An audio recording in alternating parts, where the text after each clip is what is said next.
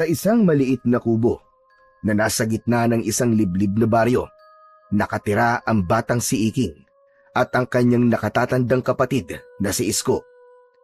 5 taon na ang nakalilipas mula nang mamatay ang kanilang mga magulang dahil sa isang malubhang sakit. Wala silang ibang kamag-anak na matatakbuhan, kaya sa kabila ng murang edad, napilitang maging magulang si Isko para kay Iking. Trabahador sa isang pabrika sa bayan si Isko. Malayo ang nilalakad nito sa araw-araw para makarating sa trabaho. Kaya tuwing umaga, bago ito umalis, ay iniiwan nito ang mga gawaing bahay kay Iking. Ngunit sa tuwing may iutos si Isko kay Iking, ay palagi siyang may palusot para hindi niya yon magawa. Dahil para kay Iking, bilang bata ay wala nang mas importante kundi ang makapaglaro siya. Isang hapon, nasa labas ng bahay nila si Iking. May hawak siyang patpat na iniisip niyang isang espada, habang ang puno ng mangga, ang kunwari ay ang kanyang kalaban. Iking! Iking, ano na? Bakit hindi mo pa nililigpit ang mga kahoy sa likod ng bahay? Pambihira ka naman, oh. Kuya, mamaya ako nilang gagawin yun. Anak ng, mamaya na naman. Kailan pa yung mamaya mo, ha? Aabuti na naman ang kinabukasan yun, eh. Kailangan ko pang tapusin tong laban ko, kuya, eh. Sandali na lang to, promise. Laban. Ano namang kalokohan yung ginagawa mo? Hindi to kalokohan, kuya, no? Mandirigma ako at sinasanay ko lang ang sarili ko sa pakikipaglaban. Aba, ang galing. Di ikaw na. Mandirigma ka nga, pero hindi ka naman marunong magligpit ng bahay. Anong klaseng mandirigma yan? Tamad! Kasi naman, kuya, pangtrabaho ng matanda yun, eh. Bata pa ako. Hindi ba kapag bata ay dapat naglalaro lang? Ganon. Bata ka pa. Bata ka nga, pero marunong ka na makipagpustahan sa sabong. Di ba nung 1 linggo pumusta ka? Kala mo hindi ko alam, ha? Pero pag gawain bahay, biglang hindi ka marunong. Bata ka pa, ganon. Tumahimik si Iking. Alam niyang mali ang ginawa niya nung 1 linggo. Napalihim siyang tumaya sa sabong gamit ang baryang itinago niya mula sa baon na binibigay ni Isko. Nang matalo siya, hindi siya makauwi kagad dahil natatakot siyang mahuli ng kanyang kuya. Sorry na po, kuya. Hindi ko na po ulitin yun. Paano ko naman malalaman na totoo yung sinasabi mo, Aber? Alam mo bang kung hindi lang kita kapatid, baka pinalayas na kita rito? Ang tigas-tigas ng ulo mo, Iking. Kapag pinalayas mo ko rito, mumultuhin ka ni nanay at tatay, kuya. Lagot ka. Gusto mo ba yon? Pero sige na nga, susundin ko na nga ang utos mo. Napabuntong hininga si Iking at naglakad patungo sa likod ng bahay. Sa totoo lang, hindi niya gustong maging pasaway. Gusto lang niyang maging malaya. Ayaw niya ang pakiramdam na lagi siyang may obligasyon. Bata pa siya at gusto niyang gawin ang gusto niya, gaya ng makipaglaro at mag-explore. Pero alam din niyang may punto ang kanyang kuya. Wala na ang kanilang mga magulang, kaya kailangan magtulungan silang dalawa. Habang pinupulot ni Iking ang mga kahoy sa lupa, ay dinig na dinig pa rin niya ang sermon ng kanyang kuya Isko mula sa loob ng bahay. Nako! Kung nandito lang talaga si nanay at tatay, siguradong napalo ka na dahil sa katamaran mo. Wala naman na sila, kuya, eh. Malas mo, hindi na nila ako mapapalo. Yan! Isa pa yung pagiging pilosopo mo. Ang hirap mong palakihin dahil hindi ka nakikinig sa akin. Tapos sama ka pa ng sama kay Dado. Basagulero ang batang yun, ah. Tingnan mo, at napaaway kayo noong nakaraang linggo. Napaaway kami kasi tinapakan nila yung nahuli namin sa lagubang, kuya. Siyempre, makikipagsuntukan talaga kami. Nako, Iking. Ang tapang mo masyado. Pero kung hindi mo kayang tapatan ang responsibilidad mo dito sa bahay, paano mo haharapin na mas malalaking problema sa buhay? Sige na, tapusin mo na yung ginagawa mo dyan. At pagkatapos, magsaing ka na, ha? Hindi na lang nagsalita si Iking. Alam niyang totoo ang sinabi ng kuya niya. Pero sa kanyang murang isipan, ang gusto lang niya ay mabuhay na walang iniisip na responsibilidad dahil naniniwala siya na minsan lang siyang magiging bata at kailangan niya yung sulitin. Habang abala si Iking sa pag-ayos ng mga kahoy sa likod ng kanilang bahay, ay natigilan siya nang may narinig siyang yabag na papalapit sa kinaroroonan niya. Agad siyang lumingon at nakita niya si Dado na palapit habang nakangisi at tila may masamang balak. Mabilis na dinala ni Iking ang hintuturo sa kanyang labi upang ipaalam sa kanyang kaibigan na huwag itong maingay. "Huwag kang maingay, Dado. Nasa loob lang si Kuya Isko." Ano naman? Hindi ka naman niya nakikita. "Oo nga, pero baka marinig niya tayo." Napangisi si Dado at bahagyang binaba ang boses. Tara na, Iking. Manghuli na tayo na sa lagubang sa gubat. "Hindi pwede, Dado. Kailangan ko pang tapusin tong ginagawa ko. Tapos, pinagsasaing pa ako ng kuya ko." Ano ba naman yan? Iwanan mo na lang yan. Kahoy lang yan eh. Hindi naman yan tatakbo eh. Yun nga ang problema, Dado eh. Hindi nga tatakbo. Kaya kapag nakita to ni kuya na hindi ko pa tapos, yari talaga ako. Mamaya kutongan pa ako nun eh. Ang dami-dami mong dahilan. Sige na, Iking. Kung hindi tayo pupunta ngayon, baka maunahan tayo sa paghuli sa malalaking salagubang sa gubat. Saka, alam mo naman, na kapag ganitong oras lang lumalabas sa malalaki sa lagubang, hindi ba? Napakunot ang noo ni Iking. Hindi niya alam kung totoo ba ang sinabi ni Dado o sinabi lang nito yon para sumama siya rito. "Sigurado ka ba talaga dyan, Dado?" Aba, oo naman. Kaya kung hindi tayo pupunta ngayon, hindi talaga natin mahuhuli yung sinasabi kong malaking salagubang sa gubat. Saglit na natahimik si Iking. Alam niyang malapit ng dumilim at kung hindi siya magpapasya kagad, siguradong hindi na siya makakalabas mamaya. "Ay nako! Sige na nga, pero sandali lang tayo ah." Oo, promise. Tara na, bago pa magbago ang isip mo. Habang palihim silang naglalakad palayo, biglang narinig nila ang tinig ni Isko mula sa loob ng bahay. Iking! Iking, sino yung kausap mo?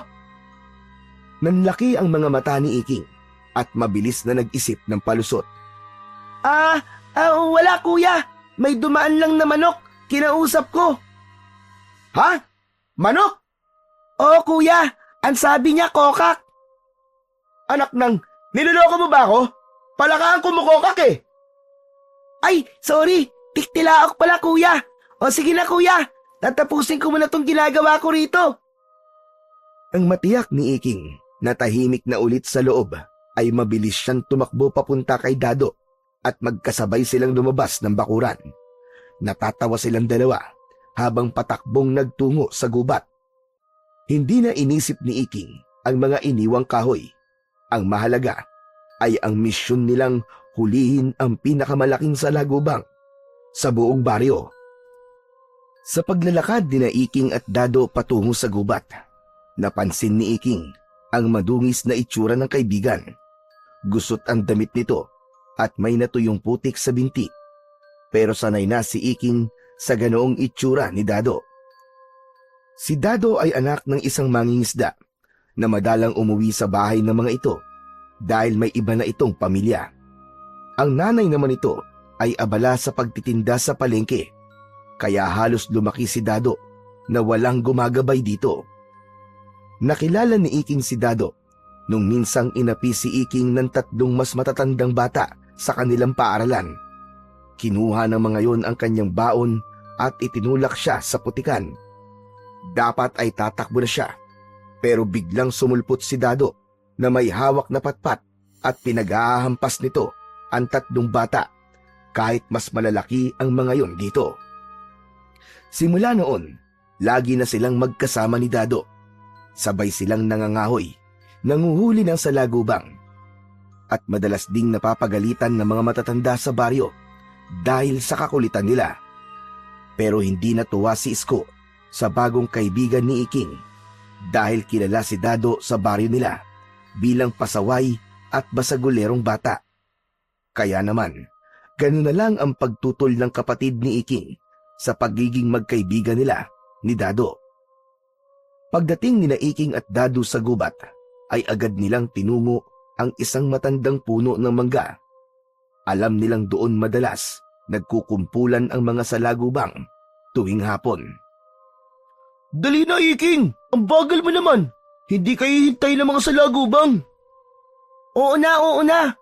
Akala mo naman kasi, ang daling maglakad dito sa gubat eh.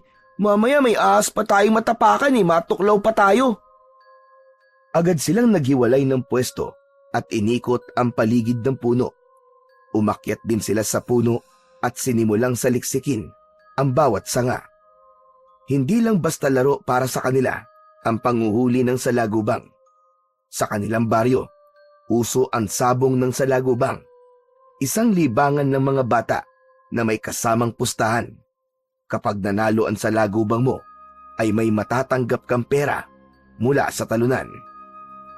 Kaya pangarap ni Iking at Dado na mahuli ang pinakamalaking salagubang sa gubat. Ang ganong uri ng salagubang ay pinaniniwalaang walang talo na para bang isa itong mandirigma na kayang durugin ang kahit na sinong makakalaban nito. Pero sa ayaw na yon, tila malas sila. Langya naman talaga yan, oo. Wala pa rin akong mahuli. Ang malas! Ako nga rin, Dado eh. Ni isang salagubang, wala akong makita.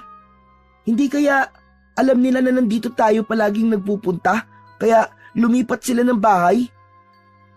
Hindi naman siguro. Baka may nauna na sa atin na magpunta rito.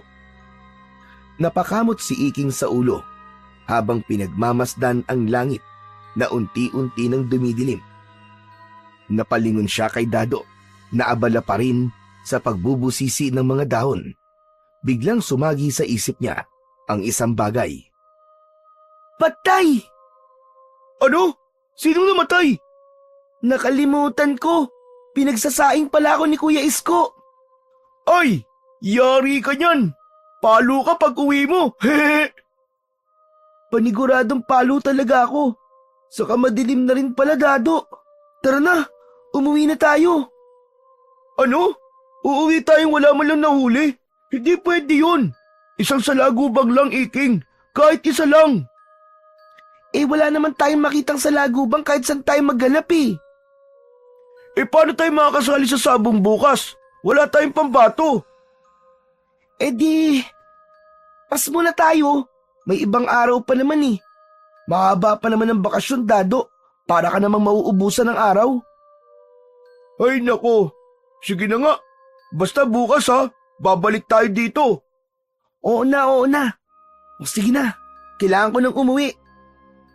Hindi na hinintay ni Iking na magsalita pa si Dado. Nauna na siyang tumakbo kay Dado palabas ng gubat dahil wala siyang ibang nasa isip kundi ang makauwi na sa kanilang bahay. Nang makarating si Iking sa kanilang kubo, ay bumungad sa kanya ang amoy ng bagong luto na adobong manok. Nakita niya ang kanyang Kuya Isko na nakaupo sa pagkainan at tahimik na kumakain. Napahinto si Iking sa may pinto nang matalim siyang tignan ng kanyang kuya. Aba! Dumating na pala ang batang inutusan pero hindi sumunod. Nagpatuloy sa pagpasok si Isko at pumwesto ng upo para kumain. Saan ka po galing, senyorito? Sa tabi-tabi lang po, kuya. Sinungaling! Sa gubat ka galing ano? Sigurado ako, kasama mo na naman si Dado. Hindi ka talaga marunong makinig sa akin, Iking. Saka hindi ba't pinagsasaing kita kanina? Anong ginawa mo? Lumayas ka nang hindi nagpapaalam. Alam mo bang kanina pa kita hinahanap? Sorry na, Kuya Isko. Sorry. Gutom na ako at pagod sa trabaho. Tapos ako pa nga aasahan mo na kumilos dito sa bahay pag uwi ko? Hindi nakaimik si Iking. Alam niyang may kasalanan siya, pero hindi niya matiis na hindi sumama sa kaibigan niyang si Dado. Lalo na kapag inaaya siya nitong manghuli ng salagubang sa gubat. Dahil dyan, hindi ka kakain ngayong gabi ha. Dapat ay parusahan ka para magtanda ka. Ha? Kuya naman, grabe naman yun. Anong kuya naman, grabe naman yun? Dapat lang yan sa'yo. Hindi ka marunong sumunod eh. Umalis ka nga rito sa mesa at hindi ka kakain ngayong gabi. Ang dapat sa'yo, ginugutom. Wala nang nagawa si Iking, kundi tumayo at umupo sa isang sulok. Nagmaktol siya habang pinapanood ang kapatid niyang patuloy na kumakain. Lumipas ang ilang minuto at tahimik lang silang dalawa. Nakayuko lang si Iking habang si Isko naman ay patuloy sa pagkain. Maya-maya ay umangat ang ulo ni Iking nang tawagin siya ni Isko. Hoy! Halika na nga rito, magaling na bata. Kumain ka na. Ay nako, pasalamat ka talaga at hindi kita matiis. Ayoko. Hayaan mo na lang akong magutom at mamatay, kuya. Ang arte mo talaga. Bahala ka, uubusin ko tong ulam, sige. Sa narinig ng bata ay mabilis na tumayo si Iking at umupo sa tapat ng hapagkainan. Agad siyang sumandok ng kanin at naglagay ng ulam sa kanyang plato. Kinamay niya na yon at sumubo ng malaki. Oh, akala ko ba ayaw mong kumain? Sabi ko lang yung kuya, gutom na talaga ako eh. Alam mo, Iking, kahit paano naman, sana'y matuto kang makinig sa akin. Alam mo naman, di ba, na tayo na lang ang magkasama sa buhay. Ayoko lang na merong mangyari sa iyong masama. Lalo na't nangako ko kina nanay at tatay na aalagaan at gagabayan kita. Maunawaan mo naman sana yun, Iking. Sorry na, kuya. Sorry na talaga. Huwag kang puro sorry. Walang kwenta ang sorry kung hindi ka naman sumusunod sa akin. Napangiwi si Iking. Hindi masyadong pumasok sa isip niya ang mga sinabi ni Isko dahil gutom na siya. Kaya halos mabulunan na siya sa sunod-sunod na pagsubo niya ng pagkain. Kinabukasan, maagang nagising si Iking. Nakita niya na nakahain na ang kanilang almusal. Merong sinangag, pritong itlog, tuyo, at kaping barako. Nakaupo si Isko sa hapagkainan habang suot ang lumang polo at maong na pantalon. Handa na itong pumasok sa pabrika. Agad naman na dumulog sa hapagkainan si Iking at sinaluhan sa pagkain ang kanyang kuya Isko. Iking, pagkatapos mong kumain, punuin mo yung drum sa banyo ha. Anong ilalagay ko sa drum, kuya? Subukan mong punuin ng bato. Baka may pampaligo mo ang bato. Pambira talaga tong batang to. Kuya naman eh, idetalye mo kasi ang utos mo. Ano bang inilalagay sa drum na nasa banyo? Hindi ba tubig? Oo na kuya. Pupunuin ko na yun mamaya ng bato ay tubig pala. Walang layas-layas ha. Walang dado-dado ah. Pag hindi puno yun pag uwi ko, nako, mayayari ka na talaga sa akin. Napakamot sa likod ng ulo si Iking. Ang higpit mo talaga, Kuya Isko. Daig mo pa si nanay at tatay eh. Mahigpit ako kasi pasaway ka. Saka para rin naman sa yung paghihigpit ko ah. Tapos isipin mo, yung inuutos ko sa'yo ng pag-iigib ng tubig. Abay, sino ba makikinabang dun? Ikaw din naman ah. Dahil sa ating dalawa, mas ikaw ang kailangan maligo dahil kahit gabi na, amoy araw ka pa rin, Iking. Hala siya, grabe ka naman magsalita sa akin, kuya. Hindi mo na lang dinirate yung sabihin na mabaho ako eh. Oo na, pupunain ko na yung drum ng tubig pagkatapos kong kumain. Maya-maya pa ay tumayo na si Isko. Kinuha nito ang bag at lumapit kay Iking. Iking, huwag mong kalilimutang ikandado ang pinto paglalabas ka ng bahay. Oo kuya, mag-iingat ka po. O sige, may bigas pa dyan. Magsaing ka na lang. Iinit mo na lang yung adobo kagabi tapos may 20 pesos dun sa ilalim ng balig natin. Sa'yo na yun para may pangmeryenda ka mamaya. O sige, aalis na ako Ngumiti si Isko bago tuluyang lumabas. Kahit mahigpit ang kanyang kuya, alam naman ni Iking na mahal siya nito. Pagkaalis ng kanyang kuya Isko, ay tinapos na kagad ni Iking ang kanyang almusal at sinimulan na ang pag-iigib. Lumabas siya ng bahay dala ang timba at pumunta sa poso ng kanilang kapitbahay. Matapos niyang magpaalam sa kapitbahay nila na mag-iigib siya, ay pumuesto na siya sa poso para punuin ng tubig ang timba. Hinawakan na ni Iking ang bakal na hawakan ng poso at sinimulan niyang bombahin yun na pataas at pababa hanggang sa lumabas ang malamig na tubig sa nguso ng poso. Paulit-ulit niyang pinuno ang timba at dinala yon sa kanilang banyo. Nasa pang-5 timba na siya nang makita niya si Dado na papalapit sa kanya habang abala siya sa pagbobomba sa poso. Iking! Aba ayos ah! Ang sipag mo naman! Kung aayain mo ako maglaro o manghuli ng salagubang, hindi pa ako pwede. May ginagawa pa ako, Dado. Istorbo ka eh. Yun na nga eh! May pupuntahan tayo ngayon. Mamaya ka na mag-igib. Makikipagsabong tayo na salagubang sa kabilang baryo. Masaya yun! Eh anong ipansasabong natin? Wala nga tayong nahuli kahapon, di ba? Ano ka ba? Meron na ako! Dahan-dahang binuksan ni Dado ang dala nitong kahon at mula roon ay inilabas nito ang isang napakalaking salagubang. Kumikinang ang matigas nitong katawan sa sikat ng araw at malalakas ang galaw ng mga paa at pakpak nito. Namangha si Iking sa laki ng insekto. Wow! Grabe, ang laki niya na! Saan mo nakuha yan? Hehe, binili ko sa kapitbahay namin. Sabi niya, ito raw ang pinakamalakas na salagubang dito sa baryo natin. O di ba ang astig? Yan na ba yung sinasabi nilang pinakamalaki at pinakamalakas na salagubang? Umiling si Dado. Hindi pa, Iking. May mas malaki pa raw na nakatira sa gubat. Pero mahirap daw yung mahuli. Mailap daw masyado. Napag-isip si Iking. Ang ideya ng isang mas malaking salagubang ay naging tukso sa kanya na iwanan ang ginagawa niya, pero bigla niyang naalala ang kanyang kuya Isko. Sayang naman. Pero kasi hindi talaga ako pwedeng sumami. Kailangan kong punuin yung drum sa bahay eh. Mamayang hapon pa naman uuwi ang kuya mo eh. Pwede mong tapusin yan mamaya. Umaga pa lang naman at napakahaba pa ng araw, Iking. Saka, ano ba nakain mo at ang sipag-sipag mo ngayon? Kung hindi natin ito isasabo ngayon, baka manghina na ito sa mga susunod na araw.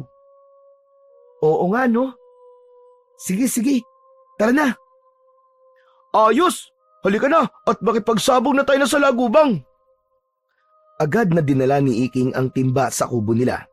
Kinuha niya ang 20 pesos na iniwan ni Isko sa kanya at saka siya sumabay kay Dado papunta sa kabilang baryo. Mabilis na tinahak ni Iking at Dado ang daan patungo sa kabilang baryo. Tumawid sila sa palayan bago nila narating ang kanilang destinasyon. Mainit ang araw pero hindi yun alintana ni Iking dahil mas excited sila sa pagsasabong ng salagubang. Dado, sigurado ka bang malakas talaga yung salagubang mo? Aba oo naman. Sinabi ko na sa'yo, di ba? Ito raw ang pinakamalakas sa baryo natin ngayon. Tignan nga natin mamaya kung totoo yung sinasabi mo. Basta, sigurado ako na hindi tayo ipapahiya na sa lagubang na to. Nang marating nila ang bakuran ni Mang Kaloy, kung saan madalas ginaganap ang sabong ng salagubang, nakita nilang marami ng kabataang nagtitipon sa ilalim ng isang punong mangga. Ang ilan ay may dalang kahon, kagaya ng kay Dado. Ang iba naman ay may mga dahon ng saging na gamit bilang patungan ng kanilang mga alagang salagubang. Lumapit sila at sumingit sa gitna ng mga batang nagkukumpulan sa paligid ng isang malawak na lupa. Ipinakita ni Dado ang salagubang nito sa mga batang nagsasabong at maging ang mga yon ay namangha sa laki ng salagubang ni Dado. Agad silang naghanap ng makakalaban. Isang payat na batang nakasombrero ang lumapit at naglabas ng isang mataba at makintab na salagubang mula sa dahon ng saging. Halos kasing laki rin yun ng kay Dado, Ngunit ang kaibahan lang ay merong sungay ang kinadado. Sobrang kumpiyansa ni Iking na mananalo ang salagubang ni Dado, kaya agad niyang dinukot ang 20 pesos na ibinigay sa kanya ng kanyang Kuya Isko na sana ay pangmeryenda niya. Sige, ipupusta ko tong 20 pesos sa salagubang ni Dado. Ilang bata pa ang pumusta sa salagubang ni Dado, pero meron din sa kalaban. Sa gitna ng lupa, gumuhit sila ng isang bilog gamit ang isang patpat. Maingat nilang inilagay ang 2 salagubang sa loob ng bilog. Pagsasabungin nila roon ang 2 salagubang, at kung anong salagubang ang unang lumabas sa bilog, ay siyang matatalo. Nagtipon ang mga bata sa paligid ng bilog. Lahat ay sabik na panoorin ang laban. Inilagay na ni Dado ang salagubang dito sa gitna ng bilog, at ganun din ang salagubang ng kalaban. Sinundot nila ng bahagya ang kanilang mga salagubang upang maglaban ang mga yon. Agad na sumugod ang salagubang ng batang kalaban at mariing ibinangga ang ulo nito sa katawan ng salagubang ni Dado. Napaatras ang salagubang ni Dado na medyo ikinakaba ni Iking. Sige, lumaban ka! Huwag ka magpapatalo dyan! Gamitin mo sungay mo! Ngunit sa halip na lumaban ang salagubang ni Dado, ay bigla yung lumipad palayo at lumabas ng bilog. Nanlumo si Iking sa kanyang nakita. Nakke! Ano ba yan, Dado? Akala ko ba malakas siya sa lagubang mo? Duwag naman pala takbuhin! Aba malay ko, ang sabi ng pinagbilang ko niyan matapang daw yan Kinuha ng batang kalaban nila ang 20 pesos na taya at tumawa. Nainis si Dado sa pagtawa ng bata, kaya susuntukin niya sana yon. Mabuti na lang at mabilis na umawat si Iking. Ano ka ba naman, Dado? Manggugulo ka pa rito. Wala tayo sa teritoryo natin. Nakakainis ang tawa niya Akala mo kung sino. Pabayaan mo na. Tara na, umalis na tayo. Ayoko, babawi tayo. Round 2 pa. Tama na, Dado. Wala na akong pera. Pasalamat ka. Magkikita pa tayo uli. Masama ang loob na naglakad palayo si Iking. Agad namang sumunod sa kanya si Dado na napapakamot na lamang sa likod ng ulo dahil sa kanilang pagkatalo. Habang naglalakad pa uwi sina Iking at Dado, ay hindi pa rin natapos ang pagdadabog ni Iking. Nakakunot ang noo niya at panay ang reklamo habang sinisipa ang maliit na bato sa kanilang dinadaanan. Hay nako! Malas! Malas talaga! Sayang yung 20 pesos ko. Dapat pinangmerienda ko na lang yun Ang malas! Ang malas! Ang malas! Wala tuloy akong pambili ng nilupak ni Aling Baby. Sus, ang liit na bagay lang naman ng 20 pesos. Pwede naman nating mabawi yun sa ibang araw, Iking At paano natin mababawi yun, Aber? Di, maghanap tayo ng mas malakas na salagubang. Ayoko na. Dahil sa'yo, gutom ako mamaya, wala akong pang merienda. Magsasalita pa sana si Dado nang mula sa hindi kalayuan ay nakarinig sila ng tumutugtog ng pluta. Napalingon sila sa kalsada at doon nila nakita ang isang matangkad na lalaki na nakasuot ng damit ng isang payaso. Ngunit hindi tulad ng mga karaniwang payaso sa perya. Marumi ang suot nitong damit. Ang pula at asul na costume ay may mga bahid ng alikabok at tila luma na ang tela. Ang kulay puti na makeup sa mukha nito ay bahagyang natutunaw na sa pawis at ang ilong nito na dapat ay pulang-pula ay medyo kupas na rin. Pero sa kabila nun ay may kakaibang ningning sa mga mata ng payaso habang pinatutugtog nito ang hawak nitong pluta. Sa likod ng payaso ay may 5 batang nakasunod dito na pawang aliw na aliw sa pakikinig sa pagtugtog ng payaso. Habang naglalakad ang payaso ay huminto ito sa pagtugtog ng fluta para magsalita. Mga bata, ako si Goyong, ang payasong ligaw. Halina't sumama sa akin dahil meron akong libreng palabas para sa inyo. Wala tayong gagawin kundi ang magsaya.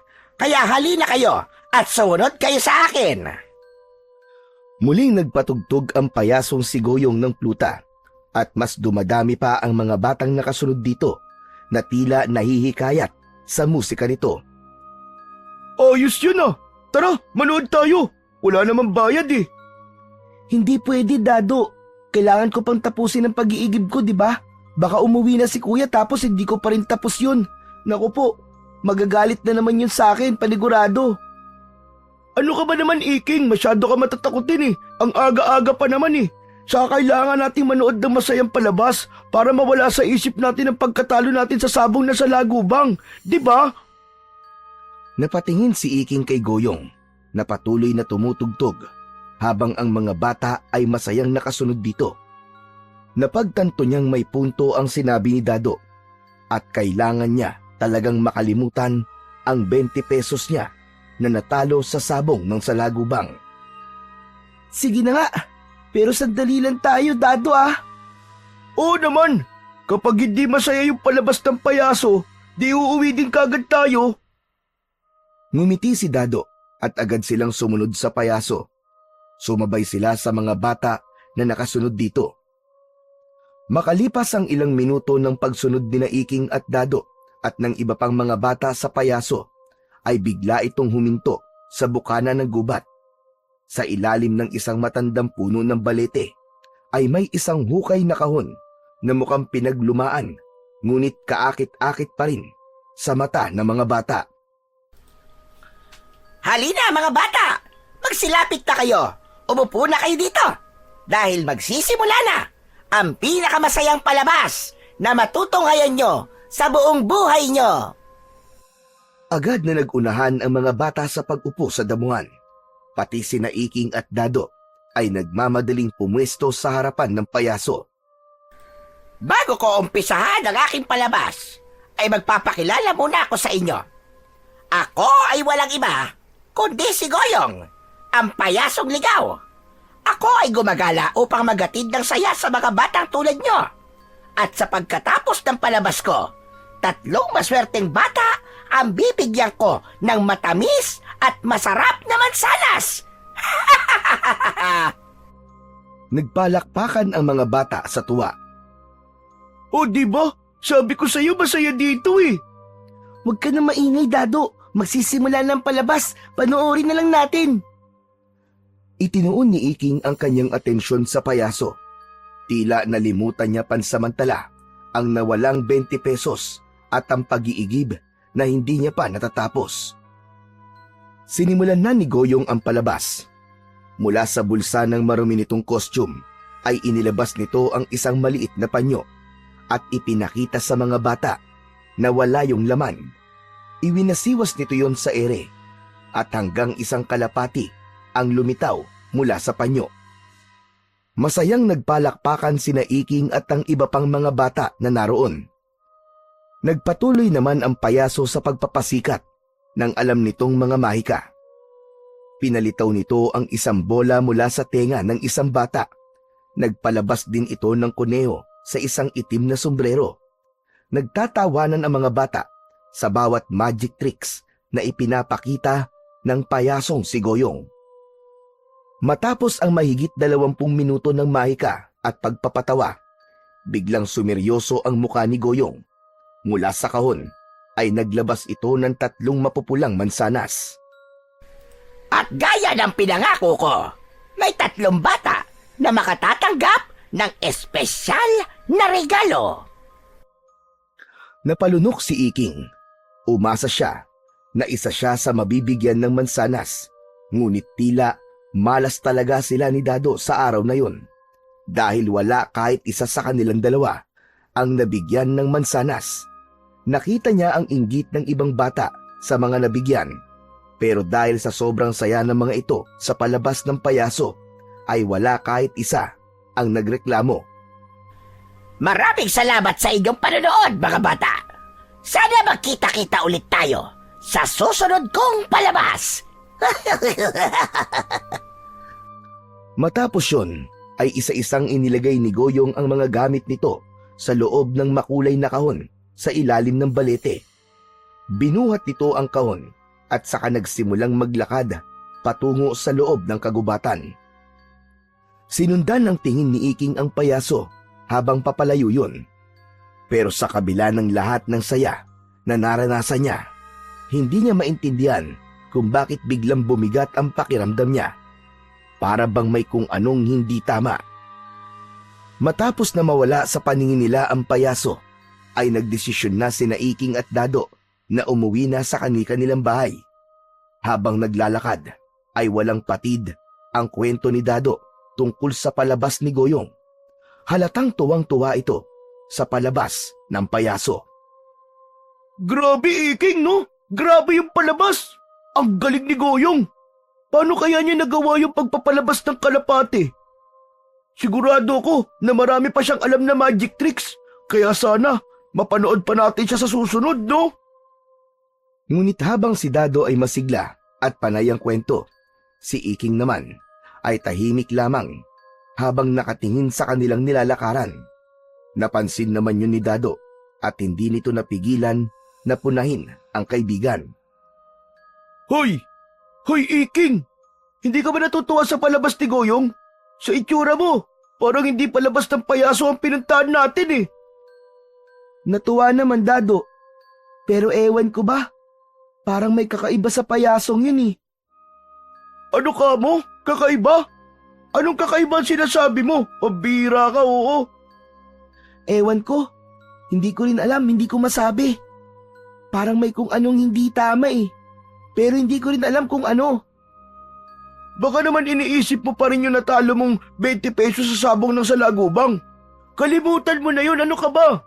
Pabawi tayo sa susunod. Siguradong mananalo na tayo. Napangiti si Iking ng bahagya, pero hindi pa rin naalis ang bigat sa dibdib niya. Hindi na lang niya yun sinabi kay Dado. Ilang saglit pa, nakarating na sila sa harap ng bahay ni Dado.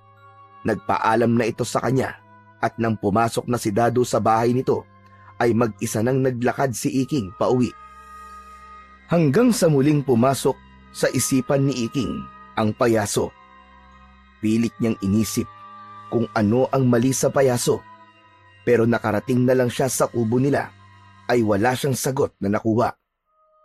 Nawala na rin sa isip ni Iking ang payaso dahil naging abala na siya sa pag-iigib ng tubig upang mapuno na niya ang drum bago pa dumating ang kanyang Kuya Isko.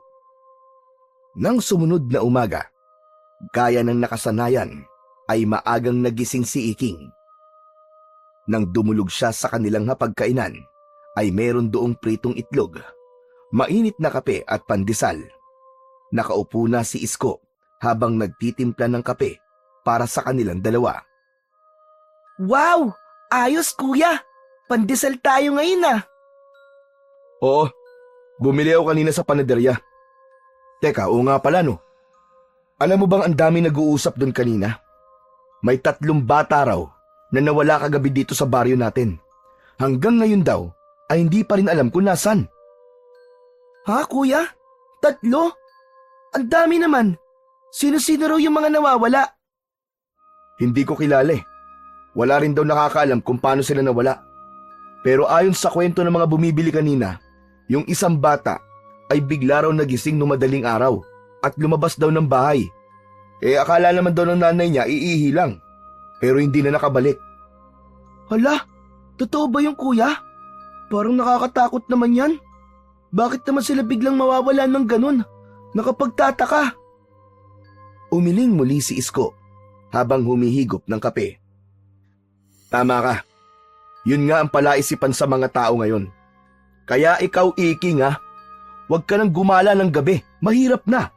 Hindi natin alam kung anong meron dito sa baryo natin ngayon at kung bakit may 3 batang nawala ng isang gabi lang. Kuya, wala kang dapat na ipag-alala. Alam mo namang hindi ako lumalabas kapag madilim na, di ba? Alam ko, pero mas mabuti ng paalalahanan kita. Makulit ka eh. Tahimik na kumain si Iking, pero habang ngumunguya ay hindi niya maiwasang maisip ang 3 bata na bigla na lamang naglaho. Sa tagal na niyang nakatira sa lugar na yon, ay nun lang may nabalita ang batang nawala roon. Kaya ang pangyayaring yon ay talagang nakapagtataka at nakakabahala. Lumipas pa ang mga araw at imbis na mabawasan ay mas lalo pang dumami ang mga batang nawawala sa baryo ni Naiking. Hindi lang sa baryo nila may nawalang mga bata, kundi maging sa kalapit na baryo rin nila. Halos gabi-gabi, may bagong balita tungkol sa isang bata na hindi na nakakabalik sa kanilang bahay. Dahil doon ay mas naging maigpit ang mga magulang sa kanilang mga anak. Maraming bata ang hindi na pinapayagang lumabas kapag sumasapit na ang gabi. Pero sa kabila ng lahat, hindi pa rin natakot sina Iking at Dado na magtungo sa gubat. Para sa kanila, ang panguhuli ng salagubang ay isang bagay na hindi nila kayang talikuran kahit pa may panganib sa paligid. Sa ilalim ng lilim ng isang malaking puno, patuloy sa paghahalongkat si Iking sa mga dahon at sanga. Hindi pa rin siya sumusuko na hanapin ang pinakamalalaking salagubang na maaari nilang ipangsabong. Si Dado naman ay may nahuli ng isang salagubang. Pinagmamasdan nito ang salagubang na pinapagapang nito sa kamay nito. Iking, narinig mo na ba yung balita kaninang umaga? May 2 bata na namang nawala kagabi ah.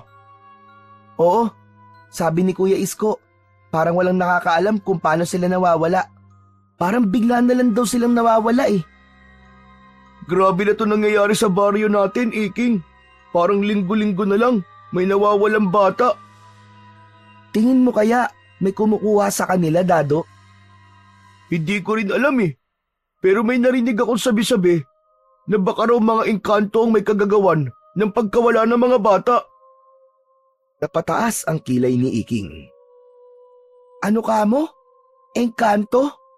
Sa tuwing may bagay na hindi may paliwanag na nangyayari dito sa baryo natin, palagi nilang sinasabi na engkanto ang may gawa.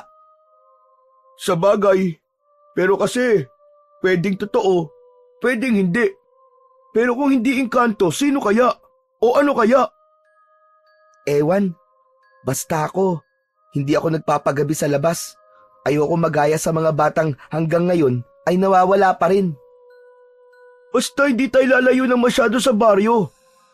Teka, tignan mo tong nakuha ko sa lagubang oh. Mukhang panlaban talaga. Ang lakas eh oh. Isang malaki at makintab na salagubang ang ipinakita ni Dado kay Iking. Saglit nilang nakalimutan ang takot sa usapan nila tungkol sa mga nawawalang bata habang abala sa paghahanap ng mga bagong ipansasabong nila na salagubang. Isang umaga, walang pasok ang kuya ni Iking sa pabrika, habang si Iking naman ay abala sa pagsasalansan ng mga panggatong sa likod ng kanilang bahay. Pawisan na siya, ngunit alam niyang kailangan niyang tapusin yon para payagan na siya ng kuya niya na makaalis at makapaglaro. Makalipas lamang ang ilang sandali, ay biglang sumulpot si Dado. Humahangos ito na parang may dalang mahalagang balita. Iking! Iking! Iking, tara na! Nandyan na ulit si Goyong! May palabas na naman siya para sa mga bata! Ano? Teka, Dado. Hindi pa ako pwedeng umalis eh. Hindi pa ako tapos sa ginagawa ko dito. Eh di mamaya mo nalang tapusin yan! Sayang! Baka mamaya wala na tayong abutan! Baka may bago na naman siyang magic trick! Napabuntong hininga si Iking, pero bago pa siya makasagot, biglang lumabas ang kanyang kuya Isko mula sa bahay. Magkasalubong ang mga kilay nito at sigurado si Iking na sa lakas ng boses ni Dado ay narinig ng kapatid niya ang pinag-uusapan nila. Hindi aalis si Iking, Dado, hanggang hindi siya tapos sa ginagawa niya. Payagan mo na siya, Kuya Isko. Sandali lang naman kami. Babalik din kagad si Iking. Sabi ng hindi pwede. Hindi mo ba narinig ang sinabi ko, Dado? Saka pwede ba? Huwag mo nang hawaan ng pagiging matigas ang ulong kapatid ko. Tahimik na napatingin si Iking kay Dado. Gusto rin naman niyang makita ulit ang palabas ni Goyong, kahit na may kakaiba siyang pakiramdam sa payaso. Kuya Isko, sandali lang kami. May panonoorin lang kaming palabas tapos babalik na kagad ako, promise. Napailing si Isko at matalim siya nitong tinignan Pero bago pa makapagsalita si Isko, ay biglang hinila ni Dado si Iking at mabilis itong tumakbo palayo. Wala nang nagawa si Iking kundi ang tumakbo na rin at sumama kay Dado. Iking! Iking, bumalik ka rito! Hindi ka pa tapos sa ginagawa mo, Iking!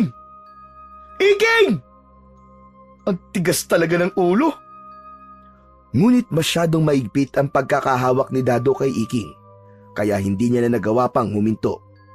Habang patuloy silang tumatakbo palayo, ay natabunan ng tawanan nila ang mga sigaw ng kanyang kuya Isko. Nang malapit na sila sa bukana ng gubat, ay sakalang binitiwan ni Dado si Iking. Pero dahil malapit na sila sa kinaroroonan ng payaso, ay nagpatuloy na lang si Iking at hindi niya na naisip pa na bumalik sa bahay nila. Pambihira ka naman, Dado, oh. Bakit mo ko inila ng ganun? Hindi pa pumapayag si Kuya Isko na umalis ako eh. Nako, lagot na naman ako nito. Paniguradong galit na naman sa akin yun mamaya. Tagal nyo kasi mag-usap ng kuya mo eh. Baka hindi na natin maabutan si Goyong. Saka, ayos lang yun. Palagi namang galit ang kapatid mo sa'yo eh. Napanganga si Iking, pero hindi na rin siya nakasagot. Alam niyang may punto si Dado, pero ang sigurado siya, pag uwi niya ay siguradong galit na naman ang kuya niya sa kanya. Nang makarating na sila sa bukana ng gubat, ay bumungad kagad sa kanila ang maraming bata na nakaupo sa harapan ni Goyong. May malaking ngiti ang payaso. May hawak itong mahabang patpat na may pulang tela sa dulo na parang isang bandera. Agad na umupo sina Iking at Dado sa dulo ng hanay ng mga bata habang hinihingal pa rin dahil sa pagtakbo. Nagsisimula na ang palabas, Goyong. Buti umabot pa tayo. Itinapat ni Goyong ang pulang tela sa isang batang lalaki sa harapan. Kumindat ito at biglang winasiwas ang patpat. Sa isang iglap, naglaho ang pulang tela at sa halip ay lumabas mula sa dulo ng patpat ang isang pulang rosas. Naghiyawan ang mga bata sa tuwa. Kasunod nun ay inilabas ni Goyong ang isang maliit na kahon. Binuksan nito yon upang ipakita na wala yung laman. Pinapili nito ang isang batang babae sa harap kung anong gusto nitong lumabas sa kahon. Kung ibon o kuneho ba? Ibon ang isinagot ng batang babae. Isinarado ni Goyong ang kahon, saka malakas na inalog. Nang muli nitong buksan ang kahon, ay isang uwak ang biglang lumipad palabas ng kahon. Lumipad yon patungo sa gubat. Nagsigawan ang mga bata sa labis na saya, habang sina Iking at Dado naman ay labis na namangha at napapalakpak pa. Pagkatapos ng ilang magic tricks, tulad ng biglang paglabas ng makulay na laso mula sa bibig at ang pagpapalit ng kulay ng isang sombrero, ay dumukot si Goyong sa loob ng kahon ng isang mansanas. Tumahimik ang lahat at nag-abang kung sino ang pagbibigyan ni Goyong ng mansanas. Tumingin ang payaso sa isang batang lalaki na tahimik na nanonood. Inabot nito sa batang lalaki ang mansanas na agad namang kinuha ng bata. Pagkatapos nun, yumuko si Goyong at nagbigay galang sa mga bata. Hanggang sa susunod kong palabas, mga bata. Mga munti kong kaibigan, dito na natatapos ang aking libreng palabas ngayong araw na ito. Hanggang sa muli! Iniligpit na ni Goyong ang mga gamit nito at saka nagtungo sa loob ng gubat. Nang tuluyang nawala na ang payaso, ay nagsimula ng mag-alisan ang mga bata. Tumayo na rin sina Iking at Dado at nag-uusap habang naglalakad. Hay, pabira naman yan oh. Hindi na naman ako nabigyan ng mansanas. Hindi pa naman siguro yun ang huling palabas ni Goyong dito sa atin. May pagkakataon ka pang mabigyan, Dado. Sana nga. Pero parang pinipili niya kasi yung binibigyan niya eh, no? Kaya nga eh. Hindi ba si Onyok yung nabigyan niya kanina ng mansanas? Yung anak ni Aling Maring na nagtitinda ng nilupak? Ewan ko. Hindi ko naman kilala si Aling Maring eh. Ganun ba? Ang problema ko ngayon, paano ako babalik sa bahay? Siguradong galit na galit si Kuya Isko sa akin. Ayos lang yan. Para namang hindi ka pasanay sa Kuya Isko mo.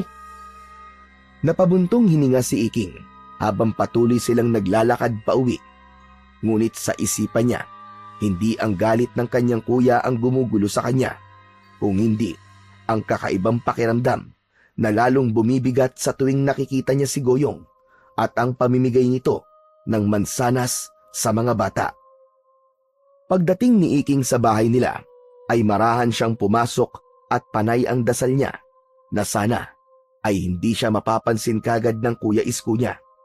Nang makapasok siya, ay nakahinga siya ng maluwag dahil wala ron ang kanyang kuya. Ngunit hindi nagtagal, ay biglang pumasok ang kanyang kuya. Matalim ang mga mata nito habang nakatingin sa kanya. Napakamot si Iking sa ulo, hindi makatingin ng diretso sa kanyang Kuya Isko. Kuya, pasensya ka na talaga kanina ah.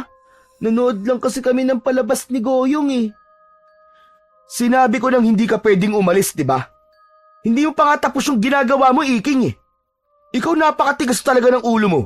Wala ka ng respeto sa akin, ha? Kuya naman, may respeto po ako sa inyo. Pasensya na talaga, kuya. Respeto. Paulit-ulit na lang. Paano kung mapahamak ka? At paano kung... Napabuntong hininga si Isko. Pilit nitong kinalma ang sarili na para bang iniwasan nitong makapagsalita ng masakit kay Iking. Wag mo nang uulitin yun, Iking, ha? Kapag sinabi kong hindi ka pwedeng umalis, hindi ka pwedeng umalis. Nagkakaintindihan ba tayo? Oo, kuya. Sorry na ulit. Napayuko si Iking. Pero sa totoo lang, hindi siya nagsisisi na sumama siya kay Dado. Sa kabila ng galit ng kanyang kuya, masaya pa rin siyang napanood niya ulit ang palabas ni Goyong. Ang husay pa rin itong mag-magic at kahit hindi niya maipaliwanag kung bakit, may kung anong humahatak sa kanya para panoorin ito ng panoorin. Isang umaga, nang magising si Iking, ay napansin niyang wala ang kuya niya sa bahay nila. Sumilip siya sa labas, pero wala rin ito doon. Dumiretso siya sa batalan upang magmumog. Matapos niyang magmumog, ay saktong dumating na ang Kuya Isko niya na may bitbit na supot ng pandesal at isang maliit na kahon ng keso. Oh, gising ka na pala. Ito ang almusal natin, oh. Mag-init ka na pala ng tubig para makapagkape na tayo.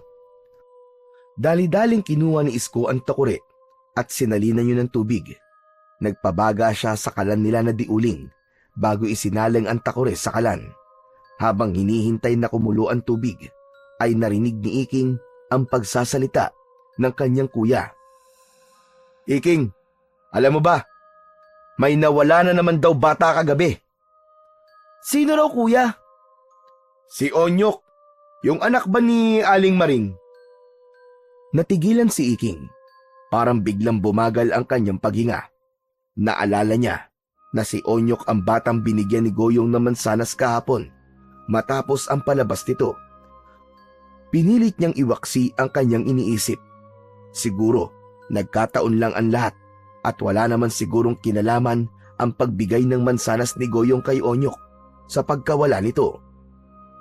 Kaya nga sabi ko sa'yo, Iking, huwag ka nang palaging nasa labas, lalo na kapag gabi na. Aba, baka isang araw, isa ka na rin sa mga batang nawawala. Para din naman sa'yo ang paghihigpit na ginagawa ko eh. Walang naisagot si Iking sa kanyang kuya.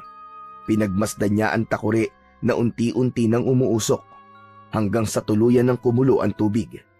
Matapos yon, ay nagtimpla na siya ng kape nila ng kanyang kuya. Matapos mag-almusal ng magkapatid, ay nagsimula na si Isko na mag-asikaso sa pagpasok sa pabrika. Matapos nitong maligo at magbihis, ay lumapit ito kay Iking na abala sa paghuhugas ng kanilang pinagkainan. Iking, pag alis ko ay magwalis ka sa bakuran, ha? Ang dami ng tuyong daon na nagkalat eh. Ang sakit na sa mata. At huwag ka nang lalabas at pupunta sa kung saan-saan, ha? Dumarami nang nawawalang bata. Oo, kuya. Huwag ka mag-alala. Hindi na muna ako lalabas ngayon. Muli siyang tinapunan ng tingin ni Kuya Isko niya na parang sinisiguro nito kung totoo ang sinasabi niya. Aalis na ako, Iking ha. Mag-iingat ka rito. Sige kuya, ingat ka rin. Nang makaalis na si Isko, ay tinapos na ni Iking ang paghuhugas ng kanilang pinagkainan. Matapos yun, ay agad niyang kinuha ang walis tingting at sinimulan ang pagwawalis sa bakuran. Inipon niya ang mga tuyong dahon sa isang sulok. Sa gitna ng kanyang pagwawalis, ay biglang dumating si Dado. Napasapo si Iking sa kanyang noo. Alam na niya kung ano ang dahilan kung bakit nandun ang kaibigan niya. Iking! Tara na! Manghuli tayo na sa lagubang! Dado, pasensya na. Hindi ako pwede ngayon. Oh, bakit na naman? Dado naman, ayoko na magalit si Kuya Isko sa akin. Hindi pa nga humuhupa ang galit niya sa akin kahapon tapos eto ka na naman, yaya ka na naman ng yaya. Ang KJ mo naman! Nasa trabaho naman ang kuya mo eh. Hindi niya malalaman kung aalis ka. Sinabi ko na kasi kay Kuya na hindi ako aalis. Hindi nga niya malalaman na aalis ka, ang kulit mo. Saka paano kung mahuli natin yung pinakamalaki at pinakamalakas na salagubang? Lagi na tayong panalo sa sabong kapag nagkataon, di ba? Bahagyang natigilan si Iking. Magandang ideya yon.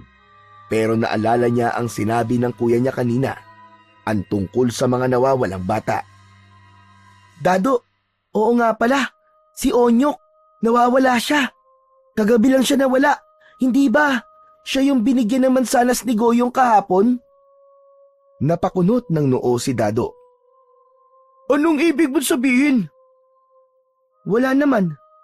Baka naman kasi nagkataon lang yun. Iking, sinasabi mo bang si Goyong ang kumukuha ng mga bata, ganun ba? Hindi naman Dado. Imposible na si Goyong ang nangunguha ng mga bata, Iking. Mabait si Goyong. Hindi ba't wala siyang hinihinging bayad sa atin sa tuwing nagpapalabas siya? Hindi ko naman sinasabing siya nga. Kaya nga ang sabi ko ay baka nagkataon lang. Ay nako, saka na nga natin pag-usapan yung mga nawawalang bata. Eh di, kung ganun hindi ka sasama sa akin ngayon sa pangunguha ng salagubang. Hindi na muna, sa ibang araw na lang. Magpapalamig muna ako, baka mamaya palayasin na ako ng kuya ko dito sa sobrang inis sa akin eh. Napabuntong hininga si Dado at halatang dismayado ito sa naging sagot ni Iking. Sige na nga, ako na lang muna manghuhuli na salagubang sa gubat. Walang lingon-lingon na umalis si Dado habang si Iking naman ay bumalik na sa pagwawalis. Subalit kahit pilit niyang ibaling ang isip sa ginagawa, hindi niya maiwasang muling isipin ang tungkol kay Goyong. Kahit anong tanggi niya kasi na wala itong kinalaman sa pagkawala ng mga bata sa baryo nila, ay hindi niya maalis-alis sa kanyang isip na matapos na bigyan ni Goyong ng mansanas si Onyok, ay bigla naman itong nawala. Sa mga araw na lumipas, ay mas lalong dumami ang mga batang nawawala sa baryo ni Iking. Halos gabi-gabi na lang, may umiiyak na ina sa harap ng bahay ng kanilang kapitan para humingi ng tulong na hanapin ang nawawalang anak ng mga ito. Maging ang mga pulis ay nakiilam na rin sa investigasyon. Araw-araw na umiikot ang mga ito sa baryo upang magtanong-tanong sa mga residente at mag-imbestiga. Pero walang natagpuan ang mga ito na anumang palatandaan o kung sino o ano ang may kagagawan sa pagkawala ng mga bata. Maraming haka-haka na ang kumalat. May mga nagsasabing may grupo ng sindikato na nangunguha ng bata para ibenta ang lamang loob ng mga ito. May mga nagsasabi ring baka may gumagalang aswang sa baryo, pero walang makapagpapatunay na totoo ang alinman sa mga yon. Isang hapon, habang nakatambay si Iking sa labas ng kanilang bahay, habang kumakain siya ng nilupak, alam niya na anumang oras ay parating na ang kapatid niya at ang gusto niya ay madatnan siya nito na naroon sa bahay nila. Pero maya-maya ay biglang dumating si Dado. Nakangisi ito at mabilis na lumapit sa kanya. Dado, pambira oh. Kung nandito ka para yayain na naman ako na manghuli na sa lagubang, pas muna ulit ako. Hindi naman kita yayayain na manghuli na sa lagubang, Iking eh. May palabas na naman kasi si Goyong sa bukana ng gubat. Ang dami na nga nanonood eh.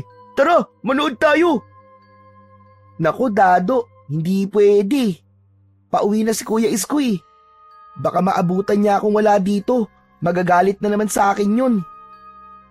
Grabe ka na talaga sa akin, Iking. Nakakapagtampo ka na. Hindi ka na nga sumama sa akin ng isang araw na manghuli na sa lagubang eh. Tapos ngayon, hindi ka ulit sasama sa akin. Kaibigan pa ba kita? Umamin ka nga sa akin. Napangiwi si Iking, sabay iling. Ang galing mo talaga mangonsensya eh no, Dado? O edi, tara na, payag ka na. Oo na. Pero sandali lang tayo ah. Oo naman. Bago sila umalis, mabilis na sinarado ni Iking ang pinto ng kanilang kubo at siniguradong nakalak yun. Tumingin siya saglit sa paligid at sandali siyang nag-alangan kung tama bang sumama siya kay Dado. Pero nang makita niya ang pananabik sa mukha ni Dado, ay napailing na lang siya at sumunod na lang siya rito, patungo sa bukana ng gubat. Pagkarating ni Iking at Dado sa bukana ng gubat, ay nakita nila ang maraming batang nagkukumpulan doon. Lahat ay sabik na pinapanood ang palabas ng payasong si Goyong. Hinila si Iking ni Dado sa unahan at doon sila naupo upang mas makita nila ang gagawin ng payaso. Sa pagkakataong yun, ay ibang magic tricks ang ipinakita ni Goyong.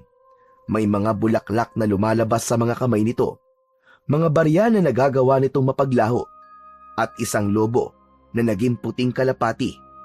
Lahat sila ay pumapalakpak at tuwang-tuwa sa bawat magic trick na ipinapakita ng payaso. Maya-maya pa ay naglabas na naman si Goyong ng isang mansanas. Alam ni Iking na tapos na ang palabas ng payaso. Muling lumapit si Goyong sa mga bata. Tila tinatakam nito ang mga batang naroon sa hawak nitong mansanas, hanggang sa itinapat ni Goyong ang mansanas sa mukha ni Dado. Nakita ni Iking kung paano nanlaki ang mga mata ng kanyang kaibigan. Oh, nakikita ko na tuwan-tuwa ka palagi sa magic ko.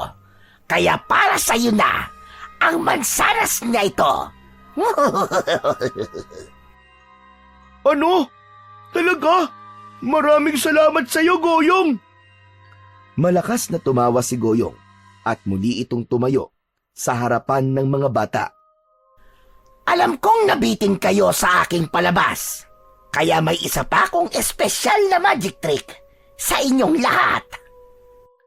Biglang may lumitaw mula sa likod ng malaking puno ng balete na isang malaking kahon na halos kasinlaki ng tao. Kulay itim ang kahon. Tumayo si Goyong sa tabi ng kahon at isa-isang tumingin sa mga bata. Sino ang nais maging bahagi ng aking huling magic trick, mga bata? Agad na itinaas ni Dado ang isang kamay nito. Ako! Ako na lang, Goyong! Ako na lang ang piliin mo! Kung ganon, ikaw ang aking napili. Halika! Lumapit ka sa akin. Lalapit na sana si Dado kay Goyong, pero biglang hinawakan ni Iking ang braso ni Dado. May pagtatakang napatingin si Dado sa kanya. Dado, wag! Wag! Parang hindi maganda ang pakiramdam ko dito. Ikaw naman, Iking, oo. Huwag ka mag-alala. Masyado ka naman matatakutin eh. Magic lang to. Hindi na napigilan ni Iking si Dado nang mabilis itong lumapit kay Goyong. Pinapasok ng payaso si Dado sa kahon. Nang makapasok sa kahon si Dado, ay isinarado yun ni Goyong. Sumayaw-sayaw si Goyong at ang galaw nito ay nakatatawa at nakaaaliw. Maya-maya pa ay biglang binuksan ni Goyong ang kahon at lahat sila ay nagulat nang hindi na nila nakita sa loob ng kahon si Dado.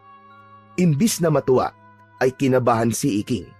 Mabilis siyang tumayo at lumapit sa payaso. Teka, Goyong. Nasaan ang kaibigan kong si Dado? Nasaan na siya? Hindi sinagot ni Goyong ang tanong na yun ni Iking.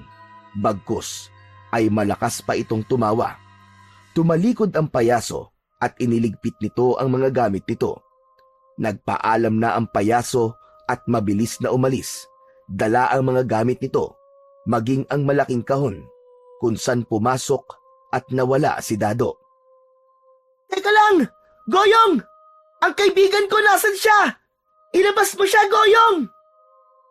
Sigurado si Iking na narinig siya ni Goyong, pero hindi siya nito pinansin. Patuloy lang yun sa paglakad ng palayo hanggang sa tuluyang nawala na ang payaso sa kanyang paningin. Luminga si Iking sa paligid at umasa siyang makikita niya si Dado kung saan, pero bigo siya. Kahit saan siya tumingin ay hindi niya nakita ang kanyang kaibigan hanggang sa nagsimula na si Iking na hanapin ang kanyang kaibigan na si Dado. Lumipas ang ilang minuto ng paghahanap ni Iking kay Dado, ngunit hindi niya pa rin ito nakita. At nang magsimula ng dumilim ang paligid, ay napilitan na si Iking na umuwi. Kinalma na lang niya ang sarili niya at inisip niya na hindi naman talaga nawawala si Dado dahil magic trick lamang ang ginawa rito ni Goyong. Inagabihan, habang kumakain ng hapunan sina Iking, ay dumating ang ina ni Dado. Umiiyak itong nagtanong kay Iking kung alam ba niya kung nasaan ang kaibigan niyang si Dado. Halos hindi makatingin si Iking sa nanay ni Dado.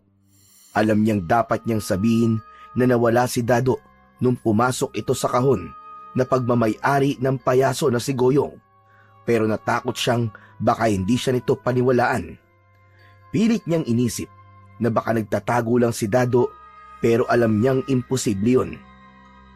Pagkaalis ng ina ni Dado ay kinausap siya ng kanyang kuya Isko at sinabi nito na dapat ay mag-ingat na siya ng gusto dahil mismong kaibigan na ni Iking ang nawala. Labis na nakonsensya si Iking. Naisip niya na baka kung nagtagumpay siyang pigilan na pumasok si Dado sa kahon ng payaso ay baka hindi nawala ang kaibigan niya.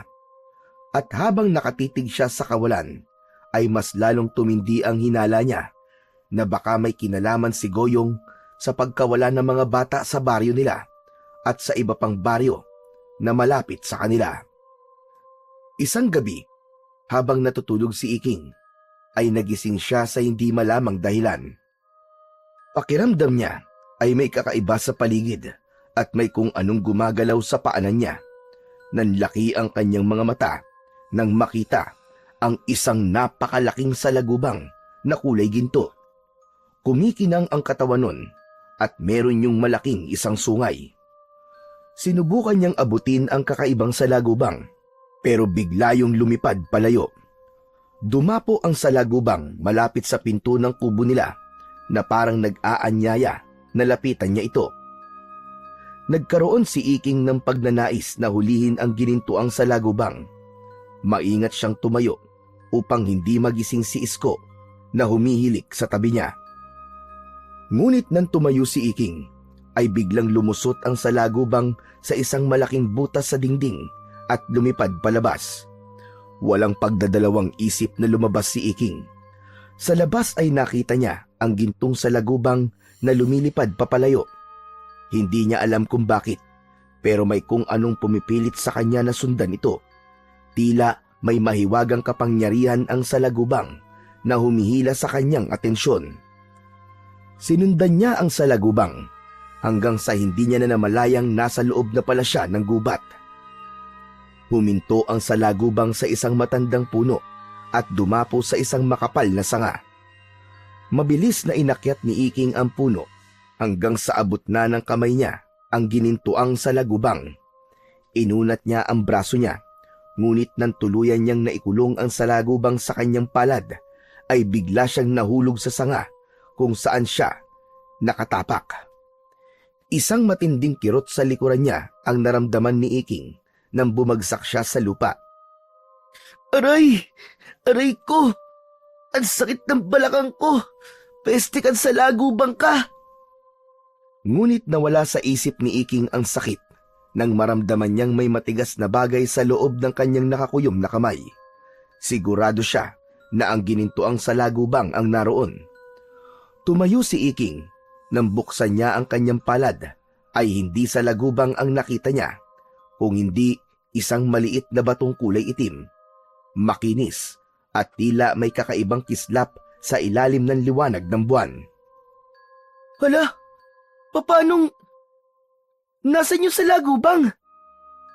Napatingin siya sa sanga kung saan dumapo ang ginintuang salagubang, pero wala na ito roon. Labi siya nagtaka dahil sigurado siya na nahuli niya ang salagubang, pero bigla na lang naging isang kakaibang bato ang nasa kanyang palad. Natigilan si Iking nang mula sa kung saan ay nakarinig siya ng isang kaluskos. Kumabog ang dibdib niya, pero hindi niya napigilan ang sarili na sundan ang tunog. Tahimik na naglakad si Iking at tinuntun niya ang direksyon ng kaluskos. Sa pagitan ng mga puno, nakita niya ang isang pamilyar na figura. Si Goyong, ang payaso. Ngunit hindi ito nag-iisa. May kasama itong isang batang lalaki na humahagulgol habang mahigpit na hawak sa braso ng payaso. Halos mabuwal si Iking sa nakita. Ang bata ay si Raul, isa sa mga batang madalas niyang makitang naglalaro sa kalsada. Mabilis siyang nagtago sa likod ng isang malaking puno at mula roon ay nagmasid siya. Napansin niyang ang dating masayang anyo ng payaso ay unti-unting nagbago.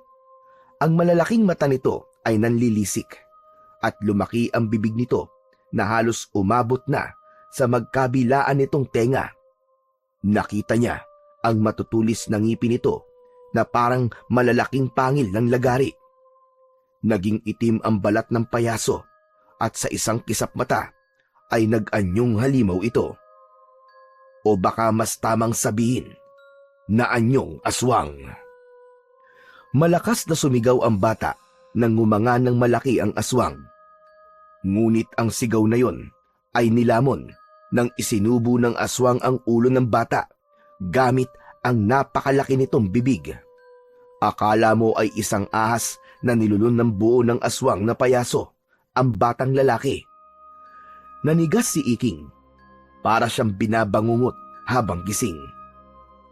Biglang lumingon si Goyong sa direksyon niya at sa isang iglap, nagtagpo ang kanilang mga mata. Halos hindi makahinga si Iking hanggang sa mabilis siyang tumakbo palayo sa aswang. Ramdam niyang sinusundan siya ng aswang na payaso. Narinig niya ang mabibigat na yabag sa likuran niya at ang matinis at nakakakilabot nitong pagtawa sa likuran niya. Hindi niya naisip kung saan siya papunta. Ang mahalaga ay makalayo siya at makaligtas. Sa wakas ay nakalabas na ng gubat si Iking. Mas lalo niyang binilisan ng pagtakbo hanggang sa nakakita siya ng nag-iisang kubo. Walang pag-aalinlangan siyang kumatok ng malakas sa kubong yun. Tao po! Tao po! Pakiusap po, tulungan niyo po ako! May aswang po na umahabol sa akin! Tao po! Ilang saglit lang ay bumukas ang pinto at isang matandang lalaki ang lumitaw. Maputi na ang buhok nito, kulubot ang muka, matalim ang mga mata nito na para bang alam na nito kung anong panganib ang nasa labas. Agad siyang pinapasok ng matandang lalaki at isinara nito ang pinto. Mabilis na kumuha ito ng isang bagay mula sa isang kahon. Mistula yung isang agimat at isinabit yon ng matandang lalaki sa itaas ng pintuan. Nang masanay ang paningin ni Iking sa loob ng kubo, ay dun niya napagtanto kung nasan siya. May nakasabit na buntot ng pagi sa dingding. Sa isang estante naman ay merong mga bote ng langis at tuyong dahon. Walang duda, nasa bahay siya ng albularyo ng kanilang baryo na si Mang Densyo. Matagal na niyang kilala ang matanda. Dito sila madalas nagpupunta tuwing may sakit siya. Kilala siya ni Mang Densyo, kaya kahit paano ay gumaan ang loob niya. Kayo ho pala yan, Mandensyo. Salamat po at pinapasok niyo po ako. Ano bang nangyari sa'yo? At mukhang takot na takot ka. Mang Densyo, si Goyong po. Yung payaso. Aswang po siya. Goyong! Yung dugyot na payaso na nagbibigay ng libreng palabas sa mga bata. Opo, nakita ko po mismo. May kasama po siyang bata sa gubat. Tapos, nilamon niya po ng buo yung bata. Doon ko pa pinagdududahan ng payasong yon. Hindi ko lang masabi kanino man dahil wala akong patunay. Lagi ko yung nakikitang may kasamang mga bata. Lagi rin akong may napapansing kakaiba sa mga kilos niya. Napalunok si Iking. Kung ganun, ay tama nga ang hinala niya. Si Goyong nga ang may kagagawan ng pagkawala ng mga bata sa kanilang baryo. Napaupo siya sa isang sulok ng kubo. Ngunit nang marinig nila ang kaluskos sa labas, ay muling napatayo si Iking. Mang Densyo, nasa labas po siya. Ang payasong aswang. Ngunit kalmado lang ang matanda. Itinaas nito ang kamay at itinuro ang agimat na isinabit nito sa itaas ng pintuan kanina. Huwag kang mag-alala, bata. Relax ka lang. Hindi siya makakapasok dito. Protektado ang kubo ko laban sa mga aswang. Pero ikaw, bakit ka ba nasa labas pa ng ganitong oras? Alam mo namang marami ng batang nawawala sa baryo natin. Kasi po, sinundan ko po yung ginintuang sa lagubang hanggang sa napunta na po ako sa gubat nang hindi ko alam. Pero imbis po na sa lagubang ang nahuli ko, isang bato po ang nakuha ko. Ibinuka ni Iking ang palad niya upang ipakita kay Mang Densyo ang batong nakuha niya. Napansin niya ang panlalaki ng mga mata ng matanda nang makita nito ang bato. Lumapit ito sa kanya at kinuha ang bato. Maingat yung tinignan ni Mang Densyo at saka muling ibinalik sa kanya. Bata, napakaswerte mo. Hindi mo ba alam kung ano ang nakuha mo? Hindi ko po alam eh. Ano po ba ang batong to? Matagal ko nang hinahanap ang batong yan. Pero napakaswerte mo talaga. Dahil walang hirap mo yang nakuha.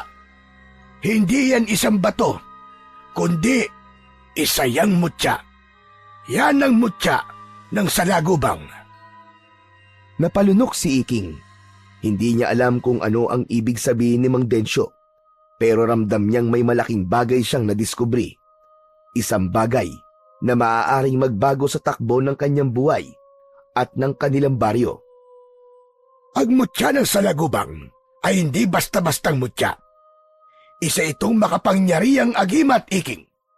Kapag nasa iyo to, magtataglay ka ng kakaibang lakas. Ang katawan mo ay magiging matibay na parang meron kang baluti na kahit na ang pinakamatalim na itak ay hindi ka magagawang sugatan. Gaya po ng salagubang? Tama ka. Magagamit mo ang mutya na yan para labanan ng mga aswang na siyang dahilan ng pagkawala ng mga bata dito sa ating baryo. Napalunok si Iking habang nakatingin sa mutya na nasa kanyang mga kamay. Parang hindi siya makapaniwala sa sinabi ng matanda na siya ay magkakaroon ng isang kapangyarihan. Pero Mang Densyo, hindi ko po kaya makipaglaban sa aswang eh. Kung gusto nyo, kunin nyo na lang po itong mutya ko. Kayo na lang po ang gumamit. Hindi ito ganun kasimple, Iking. Ang kapangyarihan ng mutya ay maaaring mawala kung hindi ikaw ang gagamit. May dahilan, Iking, kung bakit nagpakita sa iyo ang ginintuang salagubang. Malakas ang kutob ko. Ikaw ang pinili nito magtaglay ng mutya.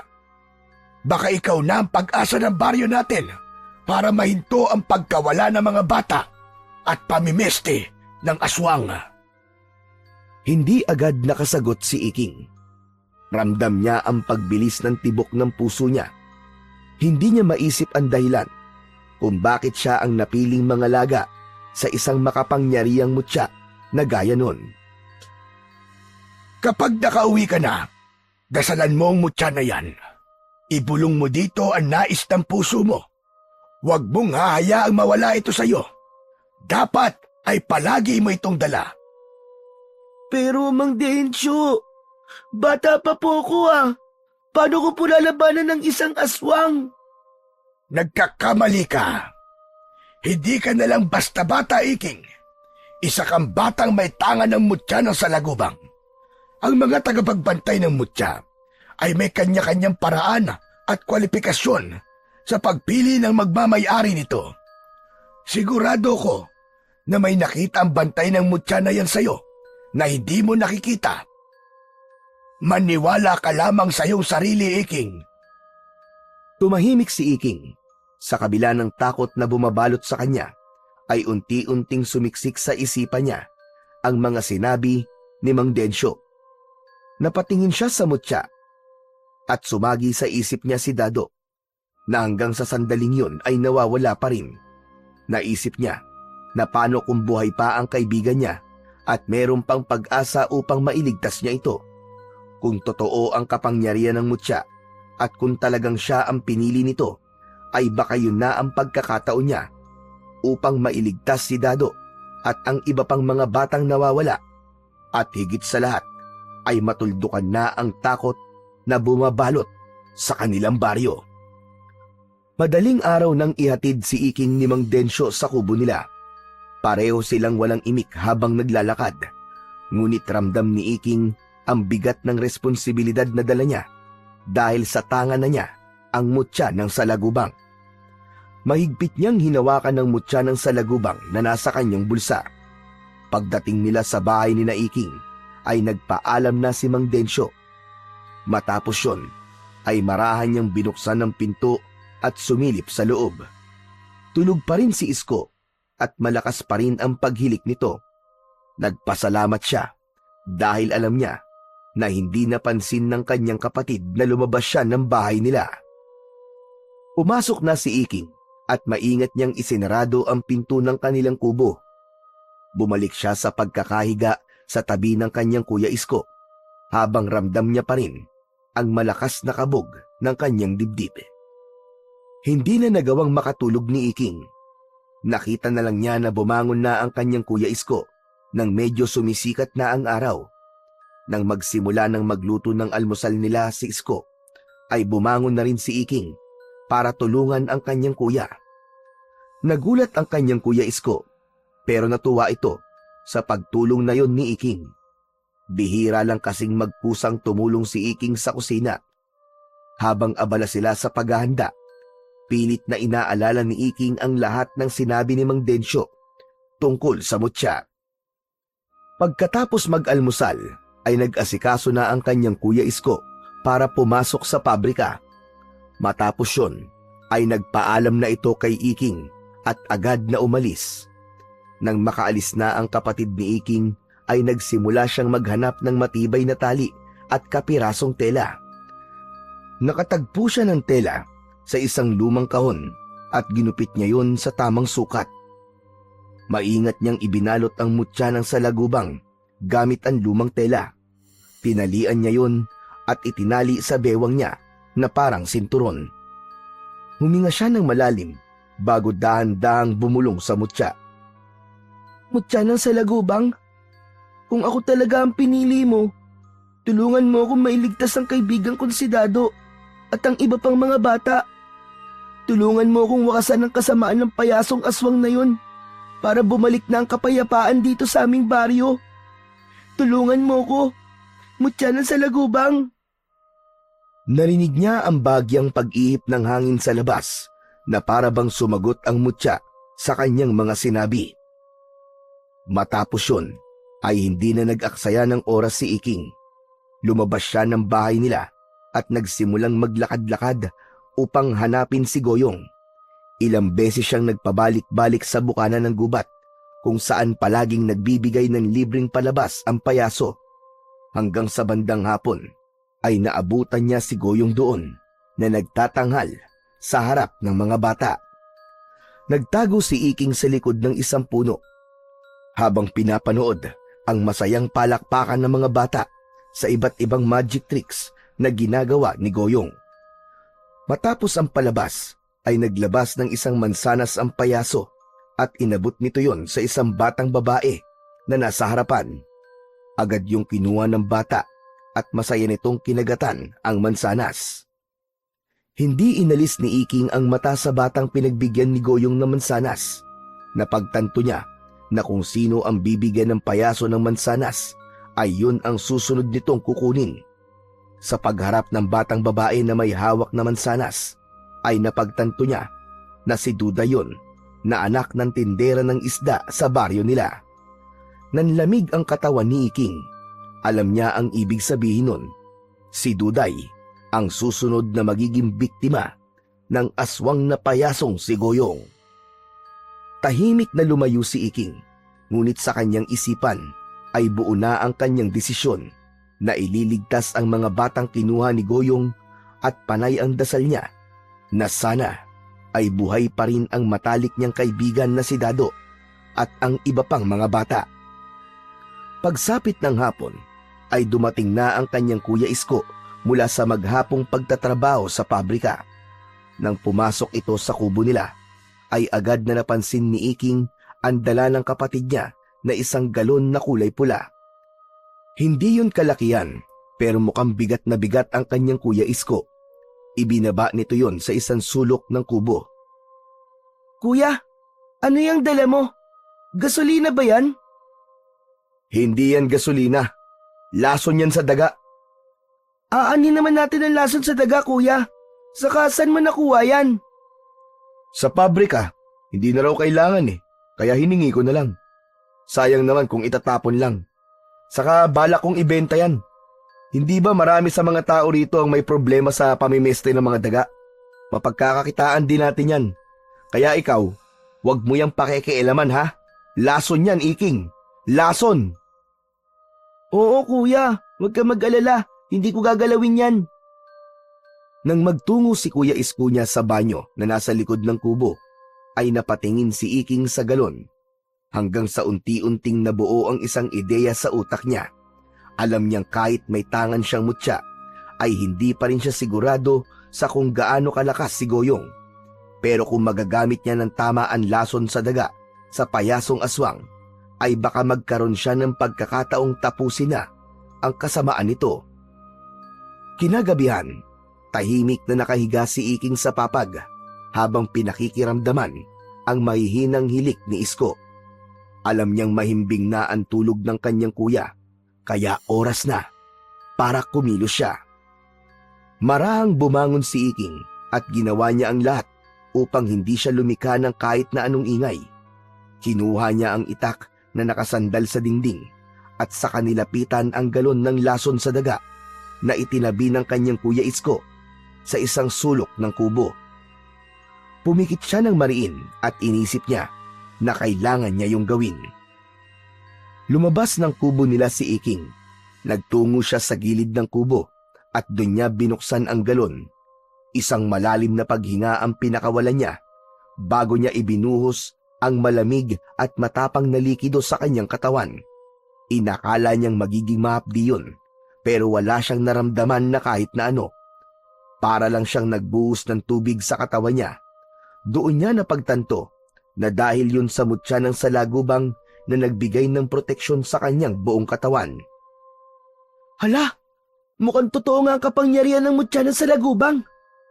Mukhang hindi ako mahihirapan na labanan ng payasong aswang na yun. Sa ilalim ng mapusyaw na liwanag ng buwan, mabilis siyang nagtungo sa bahay ni Duday. Nagtago siya sa likod ng isang puno at naghintay. Pinakiramdaman niya ang paligid at hinanap niya ang anumang senyales ng presensya ni Goyong. Ilang minuto pa ang lumipas ay nakita niya ang pagbukas ng pinto ng kubo ni Duday. Napabulagat siya nang makita ang batang babae na hawak ang mansanas na ibinigay ni Goyong dito kanina. Pero ang mas nagpahindik kay Iking ay ang itsura ni Duday. Nakatulala ito at parang wala sa sarili. Mula sa kadiliman, lumitaw si Goyong. Dahan-dahan itong lumapit kay Duday, sa kamarahang hinawakan ang kamay ng bata. Hindi man lang pumalag si Duday hanggang sa tuluyan na itong sumama sa payasong aswang. Napalunok si Iking at tahimik niyang sinundan ang dalawa. Dumaan sila sa makitid na daan papunta sa kakahuyan. Ramdam ni Iking ang malamig na hangin ng gabi na dumadampi sa kanyang balat, pero hindi niya yun alintana. Ang mas matimbang sa kanya ng mga oras na yon ay ang kaba at ang katanungan kung kaya ba niyang iligtas ang mga bata mula sa mga kamay ni Goyong. Matapos ang ilang minutong pagsunod, nakita ni Iking na pumasok si Goyong at Duday sa loob ng isang kuweba na noon lang niya nakita sa gubat na yon. Humigpit ang hawak ni Iking sa itak. Pumasok siya sa kuweba at nangapa siya sa dilim. Kada hakbang niya ay mas lalong bumibigat ang pakiramdam niya. Pakiramdam niya, anumang sandali ay bigla na lamang susupot si Goyong sa harapan niya. Habang lumalalim si Iking sa loob ng kuweba, ay lalong lumalakas ang kabog ng kanyang dibdib. Ang bawat takbang niya ay sinasalubong ng malamig at malagkit na simoy ng hangin. Nang marating niya ang dulo ng kuweba, ay napahinto siya. May ilang sulunang apoy sa gilid, kaya nakita niya kagad si Goyong na nakatayo sa isang sulok. Ang mukha nito ay bahagyang natatakpan ng anino, pero ang nakakakilabot nitong ngiti ay kitang-kita niya. Napakatapang mo para sundan ako rito, bata. Hindi mo alam na sa ginawa mong ito ay parang itinulak mo na ang sarili mo sa kamatayan. Ilabas mo ang mga batang kinuha mo, Goyong! Dahil kung hindi, mapipilitan akong labanan ka! Masyadong malakas ang loob mo para sa isang batang paslit. Sa isang iglap, biglang nagbago ang itsura ni Goyong. Napangiwi si Iking habang nakikita niya kung paanong dahan-dahang lumaki ang bibig ng payaso. Bumuka yun ng napakalapad. Tumalim ang mga ngipin nito. Ang mga mata nito ay naging kulay pula at mas lumaki ang katawan nito. Maging ang mga kuko nito ay humaba na parang mga patalim. Ngayon, tignan natin kung hanggang saan ang tapang mo, bata! Mabilis na sumugod ang payasong aswang kay Iking. Sa isang kisap mata ay nasa harapan niya na ito. Iniumang nito ang matutulis nitong pangil sa leeg niya, pero naiharang kagad ni Iking ang kanyang braso. Ngunit kapwa sila nagulat nang hindi bumaon sa balat ni Iking ang mga ngipin ng aswang. Pinakawalan siya ng aswang at umatras ito. Paano nangyari yun? Bakit hindi ka tinablan ng mga ngipin ko? Napatingin si Iking sa kanyang braso. Hindi man lang siya nagalusan. Doon niya naalala ang mutya ng salagubang na nakasabit sa kanyang bewang. Dahil doon ay nagkaroon siya ng lakas ng loob para umatake. Malakas na sumigaw si Iking at sumugod siya kay Goyong. Sinaksak niya ang itak sa tiyan nito. Napaluhod ng aswang habang hawak nito ang sugat nito sa tiyan na may lumalabas na malapot at maitim na dugo. Nanggagalaiti ito sa galit habang nakatingin kay Iking. Muling sumugod si Goyong. Sinubukan itong kagatin si Iking sa leeg, pero gaya na nangyari noong una, ay hindi pa rin bumaon ang mga ngipin nito sa balat niya. Ramdam ni Iking ang init na nanggagaling sa mutya ng salagubang. Dumadalo yon sa bawat himaymay ng kanyang ugat at laman. Hindi nagtagal, ay mas lalong nag-apoy ang tensyon sa loob ng kuweba. Nagpalitan na ng pag-atake sina Iking at ang payasong aswang. Ngunit sa isang iglap, nasunggaban ni Goyong ang braso ni Iking. Gamit ang lakas nito, ay inihagi siya nito patungo sa matitigas na batuhan. Umikot ng ilang beses si Iking sa ere bago bumagsak sa batuhan. Nakita niyang gumulong palayo ang kanyang itak hanggang sa napagtanto ni Iking na yun na ang tamang oras para maisagawa niya ang kanyang plano. Nagkunwari si Iking na nasasaktan. Marahan siyang gumalaw at nagkunwaring hirap na hirap bumangon. Aray! Ang sakit ng likod ko! Tama na! Tama na, Goyong! Suko na ako! Hindi na ako lalaban! Tama na! Suko na ako!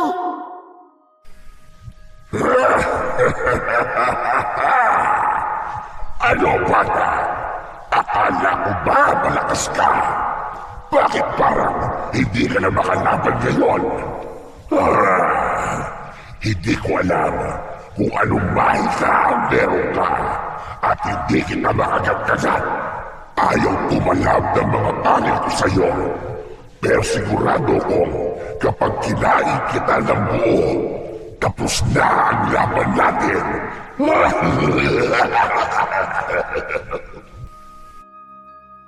Mabilis na lumapit ang payasong aswang kay Iking at ibinuka nito ang napakalaki nitong bunganga. At doon, nakita ni Iking ang isang nakapangingilabot na tanawin.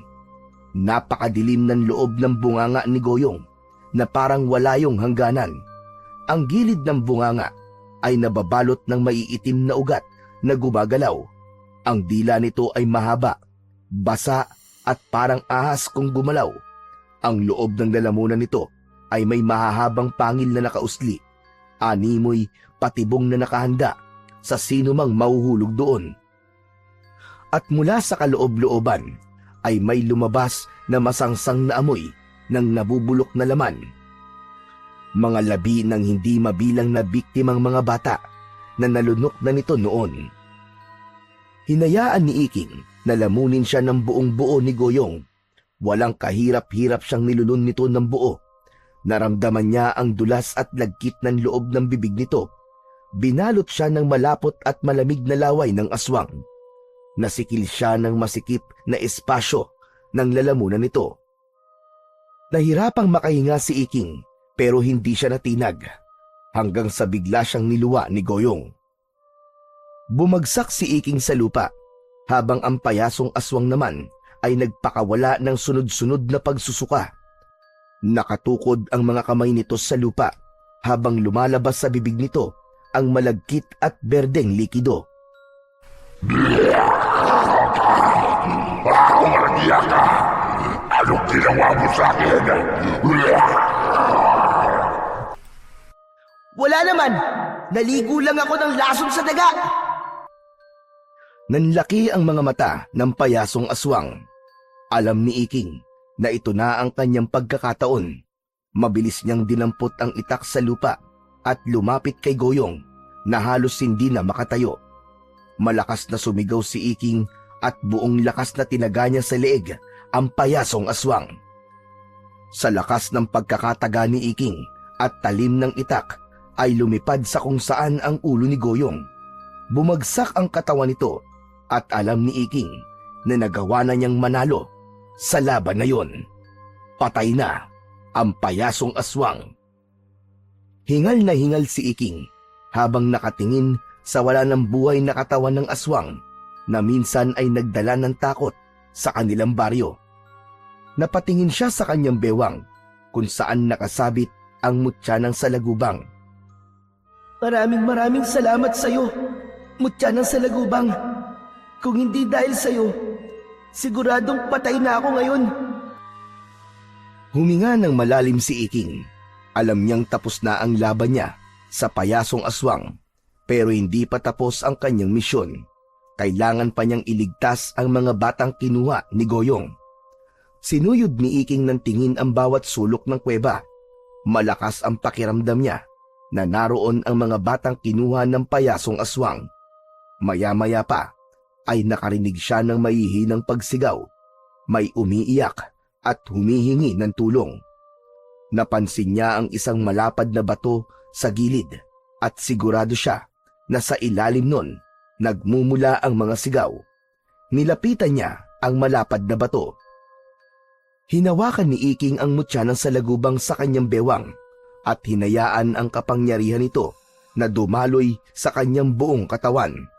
Lalo siyang lumakas at sa isang iglap, dinakma niya ang bato at buong lakas niya yung itinulak. Nang maalis niya ang malapad na bato, ay doon niya nakita ang isang malaking butas sa lupa.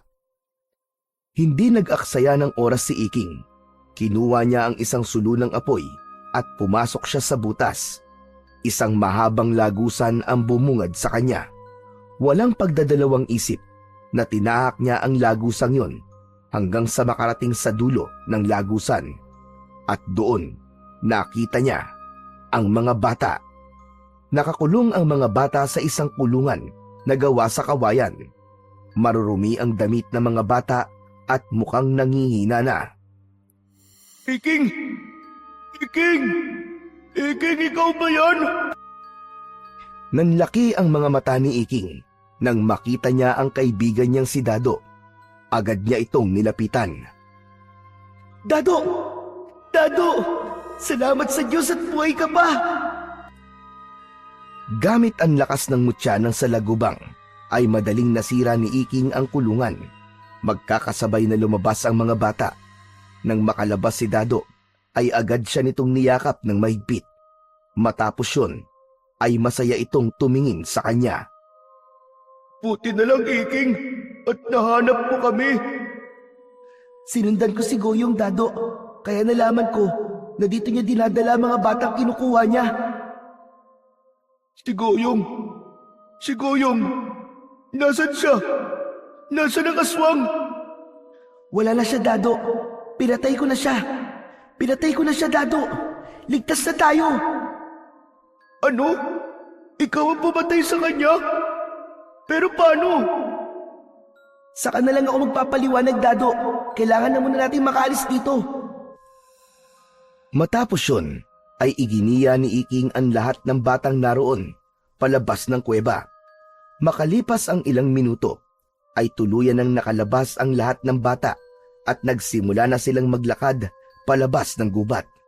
May ngiti sa labi ni Iking dahil alam niyang makakauwi na ang mga batang yon sa kanilang mga pamilya. Matapos na mailigtas ni Iking ang mga bata sa payasong aswang, ay mabilis na kumalat sa buong baryo ang ginawa ni Iking.